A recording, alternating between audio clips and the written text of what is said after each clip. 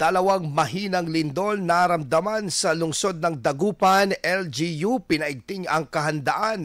Para sa detalye kasama natin, Idol Neil Moyano. 104.7 IFM. Report! Dalawang magkasunod na intensity 2 na lindol ang yumanig sa Dagupan City kamakailan, kasunod ng mga pagyanig na naitala sa Pugo, La Union at Zambales noong nakarang linggo. Ayon sa PHIVOLCS, bagamat mahina, nagsilbi itong paalala sa patuloy na banta ng lindol sa rehiyon.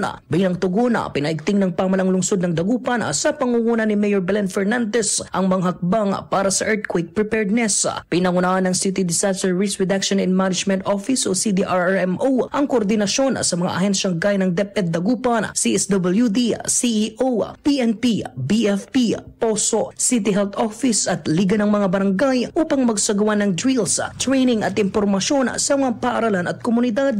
Binibigyang diin ng alkalde ang pahalagang papel ng mga guro sa pagturo ng tamang earthquake safety protocols sa mahigit 27,000 mag-aaral sa lungsod upang matiyak ang kahandaan ng bawat estudyante at kawani sakaling tumama ang mas malakas na lindol. Patuloy naman ang panawagan ng lokal na pamahalaan sa mga residente na manatiling alerto, makiisa sa mga isinasagawang paghahanda at sundin ang mga abiso mula sa mga opisyal na ahensya para sa kaligtasan ng komunidad. Kasama mo mula rito sa IFM News Dagupan, ito si Idol Neil Moyano, Tatak IFM. IFM News. IFM News. IFM News.